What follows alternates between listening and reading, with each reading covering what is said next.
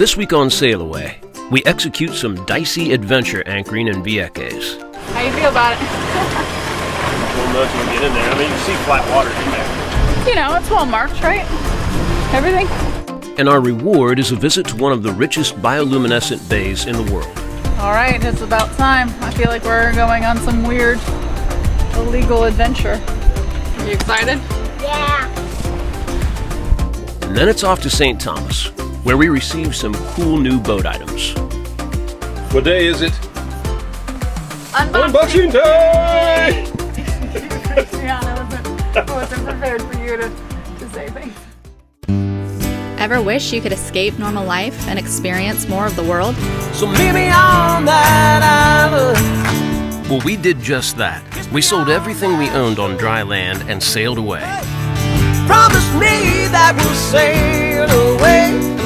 Now we are roaming the planet in search of new adventures and sharing it with you every week.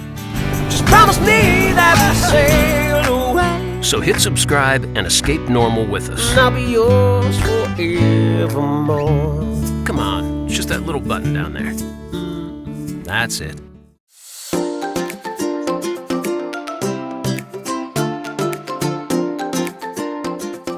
We're kind of rushing through Vieques a little bit, which is a bummer because it really is cool. It's really pretty. Esperanza is a really fun little town. Yeah, I think we could spend a couple weeks here easy, just kind of chilling, hanging out in town, going to the beaches, doing that kind of stuff. But it kind of is what it is sometimes. We are going to get over to that anchorage late afternoon before it gets dark, make sure we can manage to anchor there with us and our buddy boat, Amani. And then we're going to go see some bioluminescent action tonight. And we will do our best to get some of this on camera, even though it's going to be night, and we don't really have night cameras. We've begun to realize that there are two main aspects of cruising life that work symbiotically to keep things enjoyable. And we were about to head off on an epic example of the first. Well, it's time for our final hop in Puerto Rico. We are leaving Sun Bay and headed over to the Bio Bay. Are you ready? Yeah. All right, last hop in Puerto Rico. See you in about 10 minutes. We are going all the way there. And the Bio Bay is up in here. So we got this little tiny anchorage right there that we got to squeeze two boats into. And a lot of reviews suggest that's not actually all that easy. I guess we're going to find out. There have been some reports that the swell is really awful and there are rocks and cliffs like right at your stern when you anchor. So we're going to be prepared to cut and run and come back here after the Bio Bay experience if necessary. Try it out, see what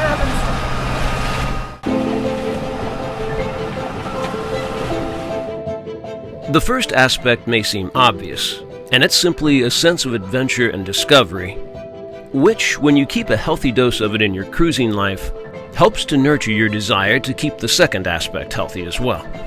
How you feel about it? We'll know when we get in there. I mean, you can see flat water in there.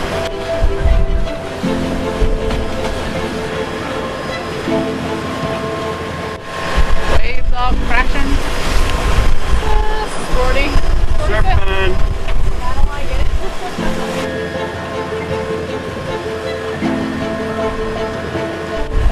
Waves. You know, it's well marked, right? Everything. I mean, it's well contoured on the chart. And the adventure and discovery can be as simple as completing an easy passage and arriving at a place you've never been. Or, for a real boost to the adventure levels, challenging yourself to anchor someplace a bit frightening in order to experience something extraordinary. We're stuck. I can't say it's not what I expected. I mean, it's a little tight, rocks all around, it's rolling. But there's maybe a little more room than it sounded like. I don't think there's not enough wind to do a bridle or anything. No. To do stern anchor. Right. But so the bio bay is back in there then? Yeah. Oh my gosh. Can you tell? Yeah, it won't be real comfortable. Our boat rolling, their boat rolling.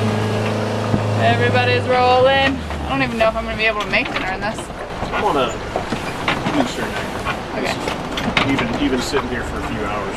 Yeah, it'll be too much.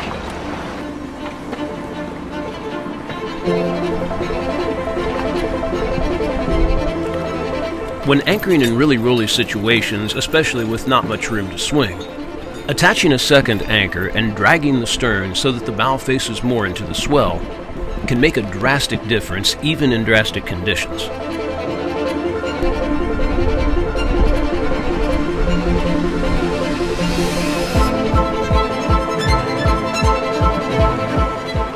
Yeah, it feels much better.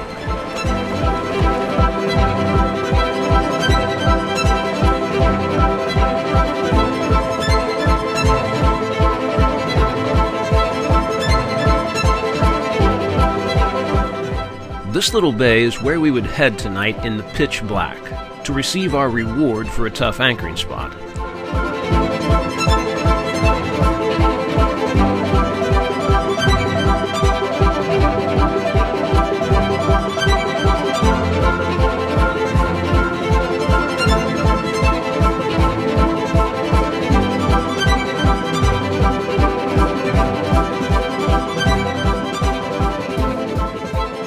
What's up, y'all?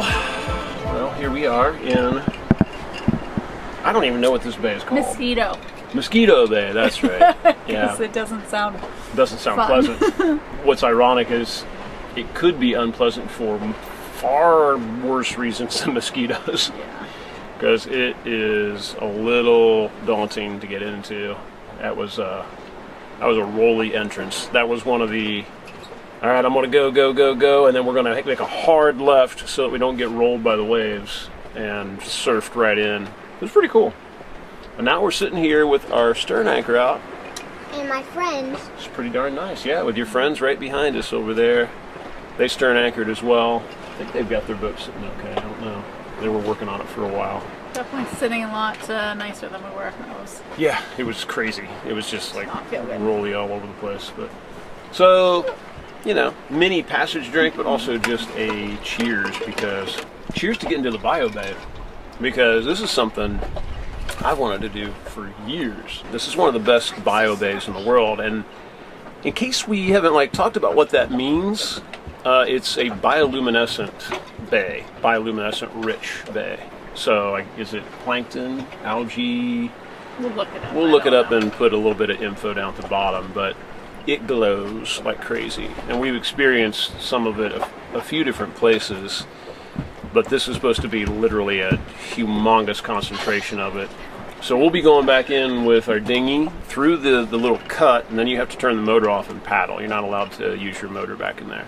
We are here literally on the date of the new moon, Yeah. which is what you have to shoot for so you don't get any moonlight to interfere with the light from the bioluminescent whatever. Yeah, there's a lot of things in the water. Yeah. Bye Cheers, bye. guys. We'll see you in the dark. We'll do our best to get some footage, but we can't make any promises. All right, it's about time. I feel like we're going on some weird illegal adventure. We're like getting all our flashlights out. Going red light. Can't use the dinghy motor. Are you excited? Yeah. All right, we gotta find your life jacket because it's so dark. It's right here. Okay, good. You can't see anything. You know, 'cause I We're figured attempting to you film were. things here. You were getting in the middle. I'll be in the middle. If you splash on it more, it will make more sparkles. We hope to someday return to this amazing spot with much better cameras, because words simply can't describe how amazing this otherworldly glow was. We played in it for hours. Well, that was definitely not the most comfortable night that we've ever had at anchor. It was very rolly, even with our stern anchor out. But there was a little bit of rain last night, and then the wind just completely died, so the stern anchor didn't really help. We were basically just floating in one spot. We're getting tossed around. That's okay, because we will be in St. Thomas today, and we will be able to take a nap then. It was really cool doing the BioAway. You can see the fish swimming. At one point we saw a shark. Another point we saw a stingray. And you could like see the whole thing light up, and it was really cool. So I definitely recommend it, even with this kind of crazy anchorage. It was definitely still worth it. Looks fine today. I know. So nice and calm. Much more chill, even though it's still rolling. It's like crazy in there. You're going along the coast of Vieques to the very tip, and then taking a tiny left towards St. Thomas. If we can keep up about 6 knots, we should be there in under 6 hours. Very good. I think we'll hopefully be able to motor sail. That's part of the reason for going today, with the wind coming a little bit southeast and lighter.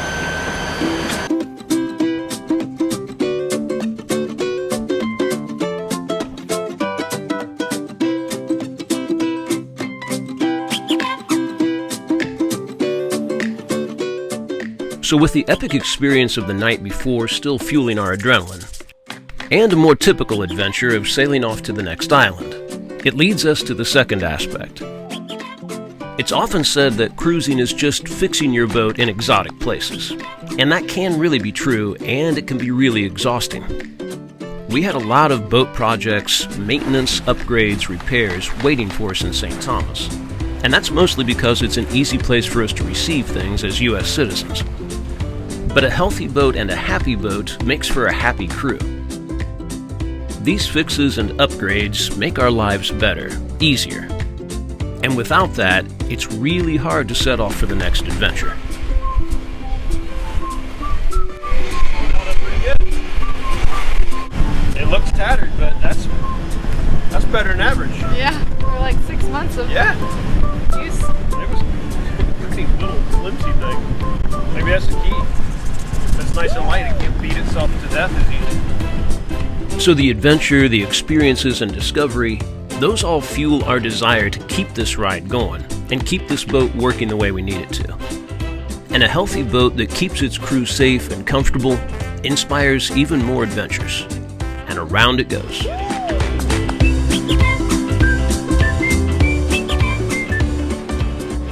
Cruise ships are bad.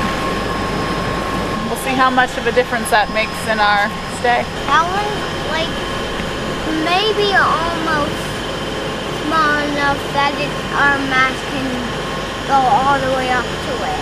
Right. Just a little bit. No, our mast is way smaller than that cruise ship. Shut her down, squab. What do I do? This? Yep.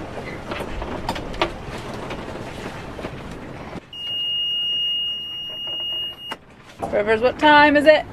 Passage drink time. Passage drink time.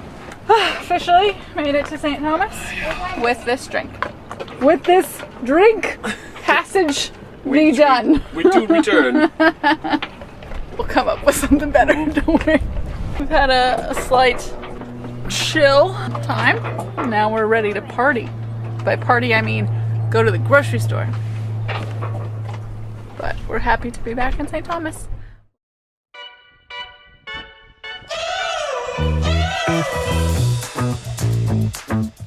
What day is it?